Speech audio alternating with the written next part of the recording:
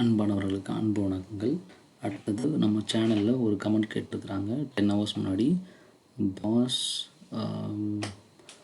பாஸ்கர் சத்யா ஒரு நேமில் கேட்டிருக்கிறாங்க. அதாவது மெடிக்கல் கோடிங் அண்ட் டிரான்ஸ்கிரிப்ஷனிஸ்டில் எப்படி படிக்கிறது சார் அப்படின்னு கேட்டிருக்கிறாங்க. ஒன்றும் இல்லைங்க, அதாவது மெடிக்கல் கோடிங் அல்லது மெடிக்கல் டிரான்ஸ்கிரிப்ஷனிஸ்ட் இதுக்கு என்ன பண்ணுவாங்க அப்படின்னா, இதுக்கு ஒரு குறிப்பிட்ட எக்ஸாமினேஷன்ஸ் இருக்குங்க. இது நம்ம கவர்மெண்ட் ஆஃப் இந்தியாவே நடத்துகிறாங்க. கவர்மெண்ட் இந்தியா ரெகக்னைஸ்டில் நடத்துகிறாங்க. அப்படி நிறைய விஷயம் இருக்குது. இதில் என்ன பண்ணுறாங்க அப்படின்னா, இதில் நம்ம பேசிக்காக நம்ம பண்ண வேண்டியது சிபிசி சர்டிஃபைடு ப்ரொஃபஷ்னல் கோடர் அப்படின்னு சொல்லக்கூடிய கோர்ஸ். இதுதான் என்ட்ரி லெவல் க்ரெடென்ஷியல்னு சொல்லுவோம். இந்த கோர்ஸ் நிறைய ப்ரைவேட் ஆர்கனைசேஷன்ஸ் நடத்துகிறாங்க. நீங்கள் எங்கே போய் நீங்கள் எந்த இன்ஸ்டியூட்டில் படித்தாலும் சரி, ஃபைனலாக இந்த ஏஏபிசின்னு சொல்லக்கூடிய இந்த அஃபிலியேட்டடு கீழே தான் நம்ம அந்த எக்ஸாமினேஷன்ஸை எழுத வேண்டியிருக்கோம். ஸோ ஏபிஸ் சர்டிஃபைட் ப்ரொஃபஷ்னல் கோடர்னு ஒரு எக்ஸாம் இருக்கு இல்லையா, இதை தான் எழுத வேண்டியிருக்கும். இதனோட கோர்ஸ் ஃபீஸ் அப்படின்றது 60,000 ஆவரேஜ் நம்ம பே பண்ண வேண்டியிருக்கும். அண்ட் எக்ஸாம்ஸ்க்கு மட்டும். அண்ட் கிளாஸஸ் அந்த மாதிரி ஏதாவதுனா நம்ம அனாட்டமி ஃபிசியாலஜி இந்த பேஸ் தான் இருக்கும்.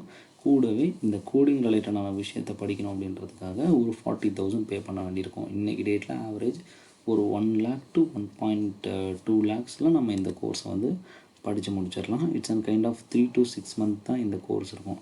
அதில் என்னெல்லாம் படிப்பீங்க அப்படின்னா, ICD international classifications of diseases அப்படின்னு சொல்லக்கூடிய ஐசிடி கோட்ஸ் அப்படின்றது என்ன, இந்த ஐசிடி கோட்ஸ் இப்போ நம்ம சித்தாலையும் ஐசிடி கோட்ஸே க்ரியேட் பண்ணிட்டாங்க. ஆயுஷ் ஐசிடி கோட்ஸ், அதான் ஆயுஷ் மார்பிடிட்டி கோட்ஸ்னு கொண்டு வந்திருக்கிறாங்க. ஸோ WHO சொல்லக்கூடிய ஜென்ரல் மெடிசனோட டிசீஸோட கோட்ஸுக்கும் நம்ம கோட்ஸுக்கும் கோரிலேட்டட் விஷயங்களை இன்றைக்கி டெவலப் பண்ணிட்டாங்க. ஸோ இன்றைக்கி அதில் தான் நம்ம ப்ராக்டிஸ்லாம் பண்ணிகிட்ருக்கோம்.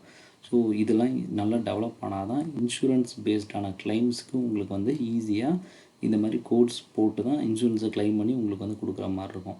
ஸோ இந்த பர்பஸ்க்காக தான் இந்த மாதிரியான கோட் அப்படின்ற விஷயம் இன்னும் நம்ம சிஸ்டத்தில் டெவலப் ஆகலை. கண்டிப்பாக ஃப்யூச்சரில் டெவலப் ஆகிடும். இதில் இன்டர்நேஷ்னல் கிளாஸிஃபிகேஷன்ஸ் ஆஃப் டிசீஸில் அவங்க ஒரு டிசீஸ் என்டிட்டி வச்சுருப்பாங்க. ஒவ்வொரு சிஸ்டத்துலேயும் ஒவ்வொரு நம்பர் கொடுத்து பல விதமான டிசீஸ்க்கு ஒவ்வொரு கோட் நம்பர் கொடுத்துருப்பாங்க.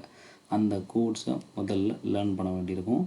ரெண்டாவது, அதில் ப்ரெஸ்கிரிப்ஷன்ஸ்லாம் இருக்கும் இல்லையா, அதில் என்னென்ன விஷயங்கள் அவங்க நோட் பண்ணுறாங்க, விஷயங்கள் அதனோட டெர்மினாலஜிஸ் என்ன அப்படின்றத நம்ம ப்ராக்டிஸ் பண்ண வேண்டியிருக்கும். 3வது மாடியூல் நமக்கு டெஸ்ட்டு, அப்புறம் ஐசிடி ப்ராக்டிஸு, இந்த மாதிரி விஷயங்கள்லாம் இருக்கிற மாதிரி இருக்கும். ஸோ எலிஜிபிலிட்டி, நீங்கள் ஒரு மெடிக்கல் ப்ரொஃபஷனலாக இருக்கணும். மெடிக்கல் ப்ரொஃபஷனல்னால் ஒரு ஃபார்மசிஸ்ட்டாவோ டாக்டராகவோ அல்லது அலைன் மெடிசன் டென்டிஸ்ட்டாகவோ. டென்டிஸ்ட்டில் நிறைய பேர் இந்த கிளாஸஸ் இவங்களுக்கு கிளாஸ் எடுக்கிற அளவுக்கு அவங்க நிறைய டாக்டர்ஸ் இருக்கிறாங்க. ஸோ அப்படி இல்லாமல் நிறைய பண்ணிகிட்ருக்குறாங்க. ஸோ கண்டிப்பாக இந்த மாதிரி விஷயங்களை கரெக்டாக ஃபாலோ பண்ணி கரெக்டாக பண்ணுங்கள். கவர்மெண்ட் தான் பண்ணுறாங்களான்னு தெளிவாக பார்த்துட்டு பண்ணுங்கள். ஸோ நிறைய இன்ஸ்டியூட்ஸும் இதுக்கான கோர்சஸ்லாம் கண்டக்ட் பண்ணுறாங்க, அதுவுமே செக் பண்ணேன். ஸோ இப்படி நிறையா இருக்குது. இதுதாங்க இதில் உள்ள முறை. ஸோ அதனால் இது பெரிய கம்பு சுற்றுற வேலைலாம் இல்லை. நம்ம கொஞ்சம் ஆத்தரைஸ்டாக தேடுறப்போ நம்மளோட மைண்ட் என்னவாக இருக்கணும் அப்படின்னா, கண்டிப்பாக இது கவர்மெண்ட்டோட வெப்சைட்டாக, கவர்மெண்ட் ஆத்தரைஸ்டாக, எங்கேருந்து இது நடக்குது, இந்த மாதிரியான பேசிக் விஷயங்களை நம்ம ஒன்றும் இல்லை. நீங்கள் கான்டாக்ட் லிஸ்ட்டில் போகிறீங்க, எபோட் ஹவுஸில் போகிறீங்க, யார் எபோட், இவங்க யார், என்ன பேக்ரவுண்டு, ஏஏபின்றது என்னது, இவங்க எதுக்காக இருக்கிறாங்க, இவங்களோட பர்பஸ் என்ன, இந்த மாதிரி ஜென்ரல் யாரெல்லாம் இதை கண்ட்ரோல் பண்ணுறா, அத்தாரிட்டேட்டிவ் யார், இப்போ உண்மையிலுமே இது மெடிக்கல் கவுன்சிலுக்கு கீழே தான் வருதா, இதனோட டைரக்டர்ஸ்லாம் யார், ஜஸ்ட் சும்மா நம்ம கோத்ரூ பண்ணுங்க.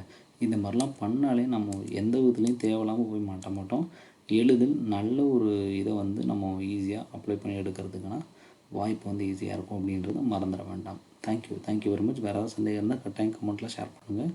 உங்களுக்காக பதிவிடுவதில் எப்பொழுதும் காத்திருக்கிறோம். நன்றி, வணக்கம். சற்று தாமதமாகலாம் ஒழிய கண்டிப்பாக உங்களுக்கான பதில் சேரும் அப்படின்றத மறந்துட வேண்டாம். பிடிச்சிருந்துன்னா கமெண்ட்டில் ஒரு சின்ன ஒரு தேங்க்ஸோ அல்லது உங்களோட ஃபீட்பேக்கை கொடுங்க. கண்டிப்பாக எங்களுக்கு அதை மோட்டிவேட் பண்ணி இன்னும் நிறைய விஷயங்களை உங்களுக்கு ஷேர் பண்ணுறதுக்கு தூண்டும் அப்படின்றத மறந்துட வேண்டாம். நன்றி.